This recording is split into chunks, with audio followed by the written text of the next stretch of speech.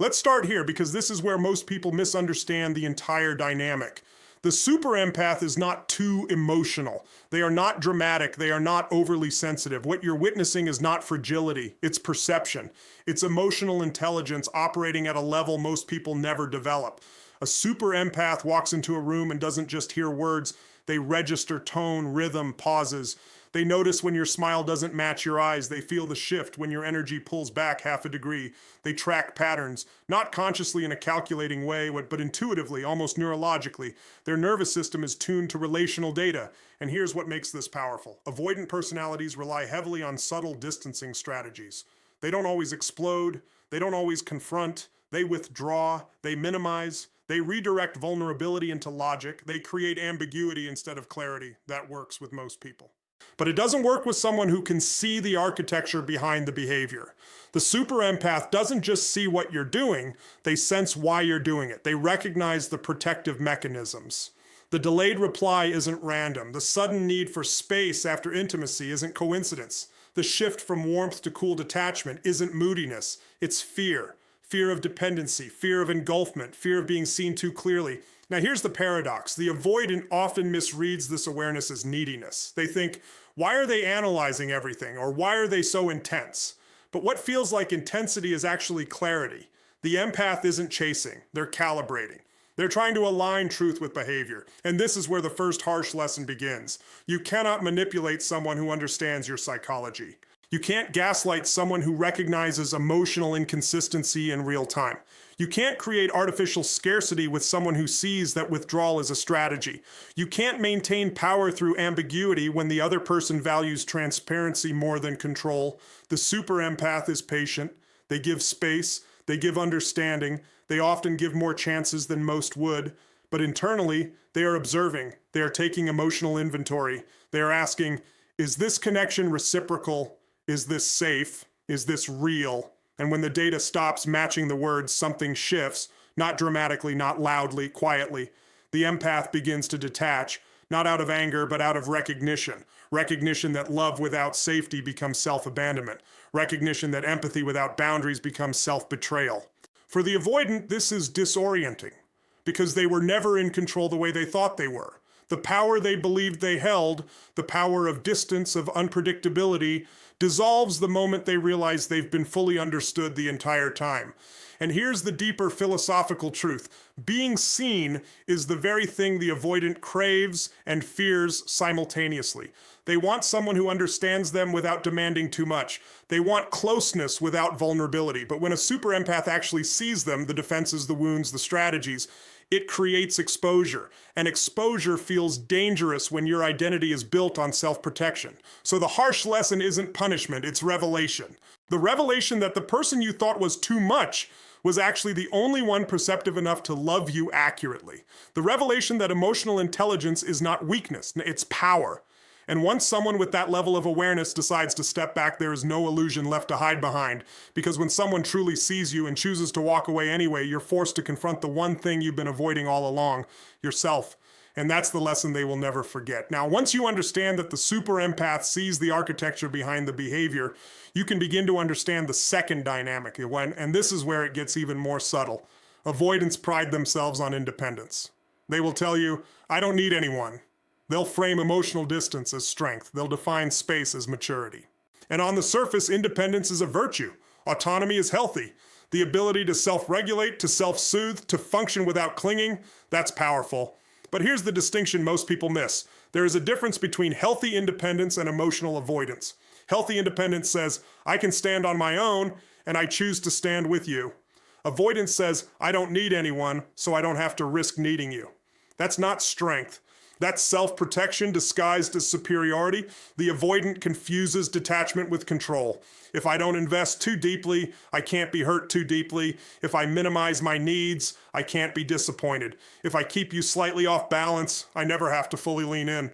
But here's the psychological irony. The very system designed to protect them from dependency quietly creates a different form of dependency, emotional reliance on distance. Distance becomes their regulator. When intimacy increases, anxiety increases. When vulnerability rises, they pull back, and in pulling back, they feel relief. That relief tricks them into believing space equals power. This is where the super empath changes the equation, because the empath doesn't attack independence. They don't demand constant reassurance. They don't try to control the avoidant's freedom. In fact, they often admire strength, they respect autonomy, they value individuality, but they also recognize when "I just need space" becomes a recurring escape hatch instead of a healthy boundary. The super empath notices the pattern. They notice that closeness is tolerated until it becomes real. They notice that consistency fades right when emotional depth begins. They notice that independence is often invoked precisely at the moment accountability is required, and instead of arguing about it, they observe. Here's the turning point. When the super empath stops chasing, stops explaining, stops compensating for the emotional gap, the avoidant experiences something unexpected. Silence. Not dramatic silence, not manipulative silence, just grounded, dignified non-pursuit. And this is where the illusion of independence starts to crack. Because what many avoidants don't consciously admit is that they often rely on the other person to maintain connection. They rely on the empath to initiate conversations, to repair ruptures, to bridge emotional distance. They rely on the other person's willingness to understand. When that stabilizing presence withdraws, something unsettling happens. The avoidant doesn't feel powerful. They feel exposed. The nervous system that once regulated through distance now has nothing to push against. There's no one chasing, no one asking, no one overextending.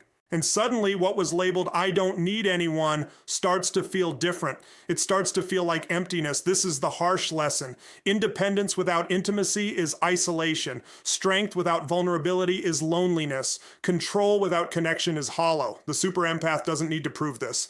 They simply embody the alternative. They demonstrate that you can be self-sufficient and emotionally available at the same time. You can be grounded and connected. You can be autonomous and open. And when they walk away, calmly, respectfully, the avoidant is left confronting a reality they've spent years outrunning. It wasn't independence that made them strong. It was the presence of someone willing to meet them where they refused to go. And when that presence is gone, the question becomes unavoidable. Was it strength or was it fear all along? That's the moment the narrative shifts. Because real independence is the ability to connect deeply without losing yourself. Anything less is just armor pretending to be freedom. Now let's talk about the strategy that almost always backfires. Emotional withdrawal. For many avoidant personalities, withdrawal is not random, it's regulatory. When intimacy rises, they feel internal pressure. When expectations increase, their nervous system interprets it as potential loss of control. So they create distance, they delay replies, they become busy, they shift from warmth to cool neutrality, they reduce affection right when connection deepens, and most of the time this works because the average person reacts. They chase, they question, they over-explain, they try harder, and in doing so, they unconsciously reinforce the avoidant's position of control. The avoidant learns, distance increases my leverage, but here's where the super empath disrupts the entire pattern. The empath initially does what they always do, like they seek understanding, they communicate calmly, they attempt to repair, not from desperation, but from emotional maturity. They believe connection is worth clarifying. However, something critical happens over time. The empath begins to recognize repetition, not a bad week, not circumstantial stress, a pattern. And once a pattern is recognized, the emotional calculus changes. The super empath doesn't escalate. They don't try to win. They don't mirror coldness with coldness. Instead, they do something far more destabilizing. They regulate themselves. They stop reacting to withdrawal as a threat. They stop interpreting silence as abandonment. They stop chasing reassurance from someone unwilling to give it consistently. And when that happens, the avoidant loses the dynamic they've relied on, because withdrawal only works when someone is emotionally hooked to your presence.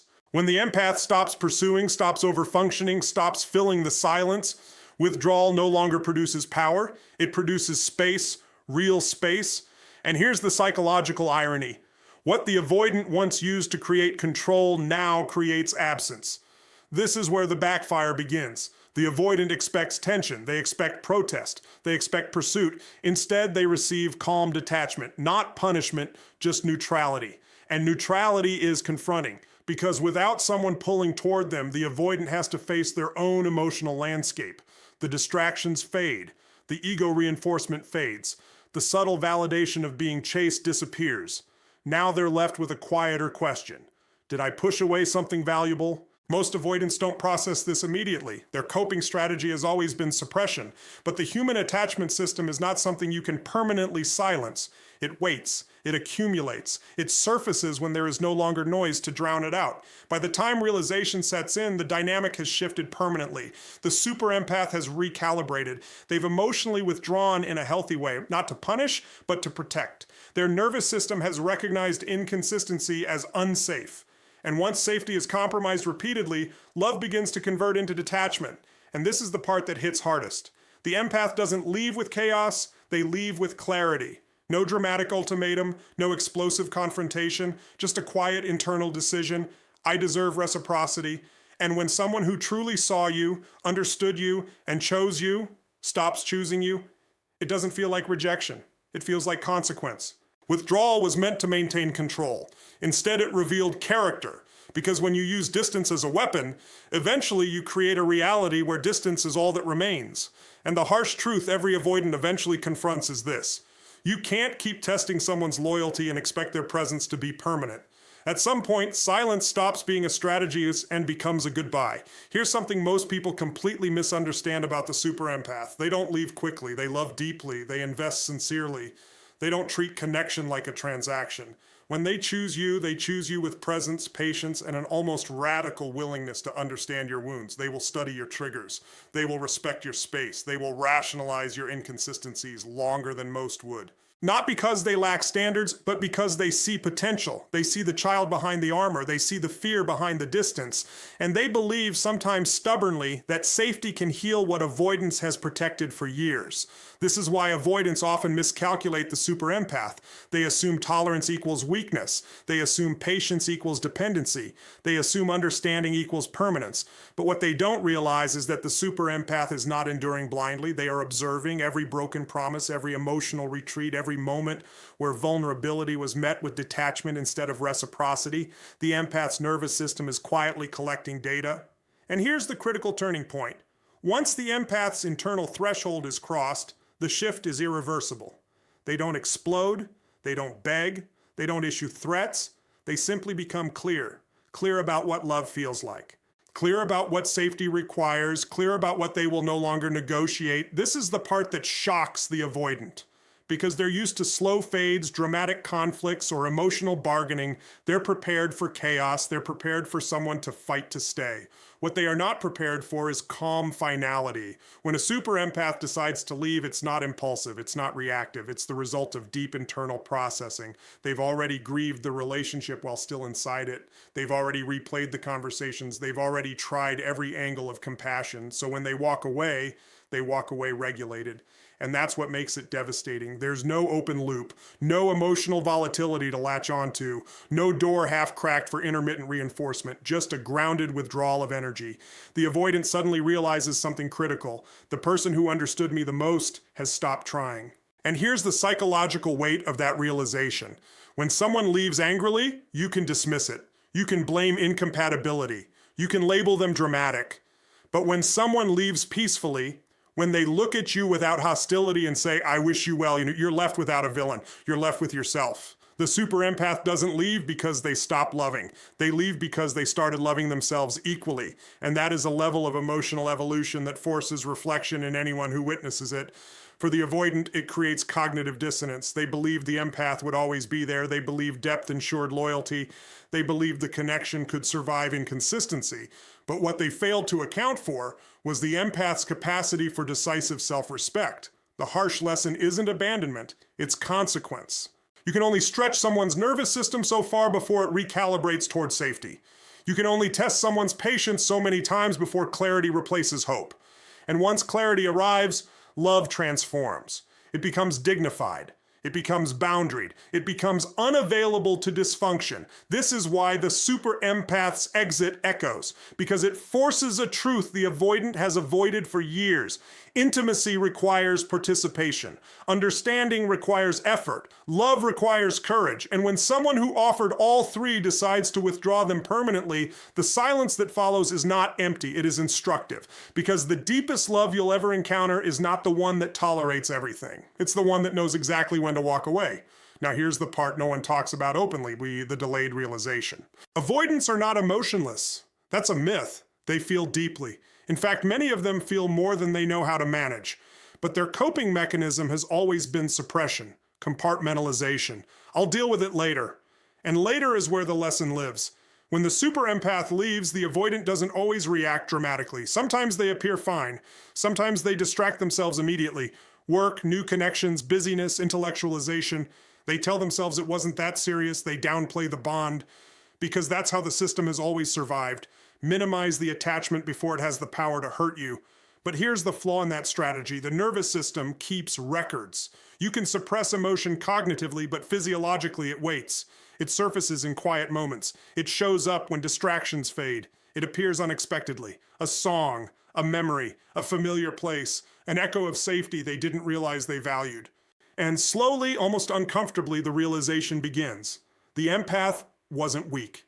They weren't asking for too much. They weren't overanalyzing. They were offering stability. They were offering consistency. They were offering emotional safety without control.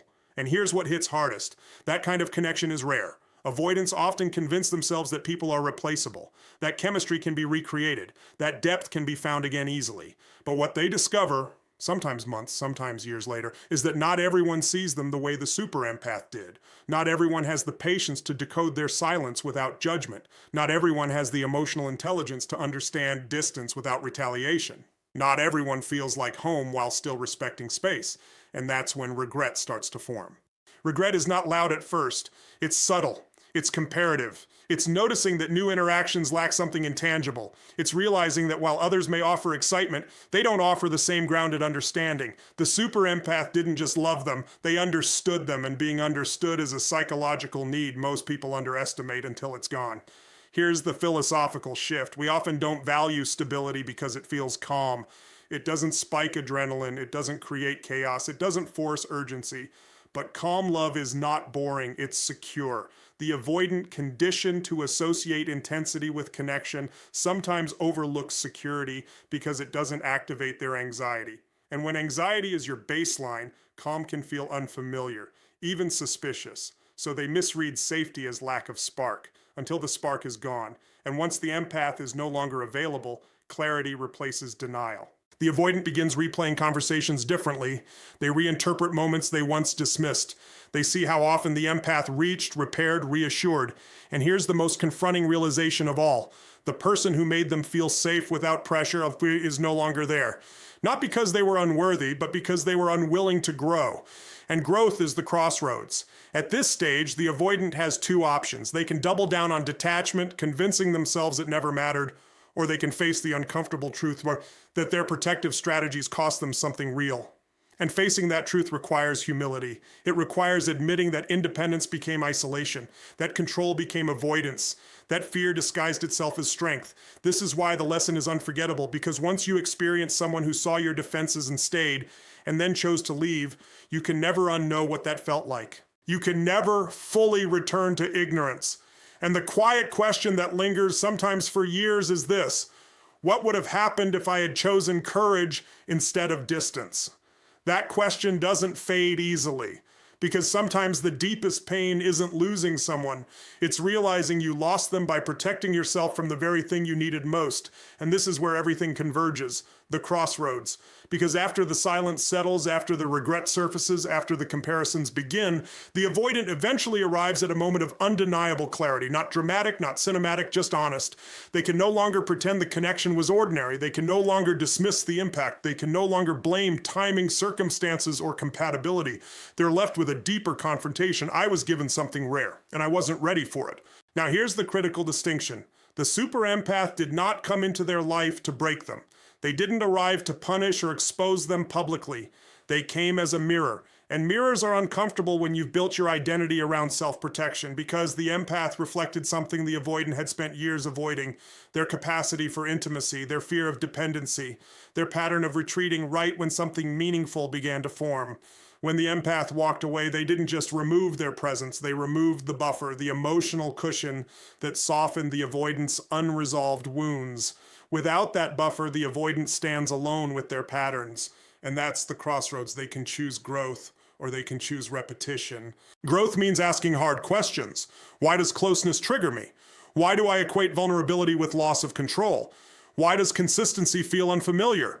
Growth requires therapy for some, deep introspection for others, radical honesty for all. It requires dismantling the narrative that independence means isolation. It requires understanding that true strength is not emotional detachment. It's emotional regulation in the presence of intimacy. But growth is uncomfortable. It demands humility. It demands admitting that what felt like control was actually fear. And not everyone is ready for that. The alternative is repetition. The avoidant can enter a new connection, start fresh, experience the early excitement again, and initially it will feel easier, less confronting, less intense, until the same pattern emerges.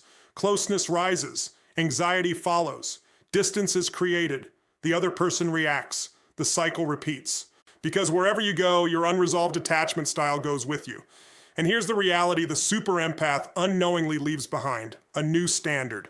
Once you've experienced someone who understood your silence without shaming it, who gave you space without abandoning you, who loved you without trying to control you, that memory recalibrates your expectations. You can try to lower the bar, but you'll feel the difference. That's the lesson that lingers. The empath didn't force growth through confrontation. They forced it through absence. Their departure creates contrast. It highlights what secure connection feels like by removing it. And contrast creates awareness. Now, the avoidant stands at a decision point that will define the rest of their relational life. Will I evolve beyond my defenses, or will I protect my wounds at the cost of intimacy? This is not about blame, it's about responsibility. We are not responsible for the wounds we inherited, but we are responsible for the patterns we continue.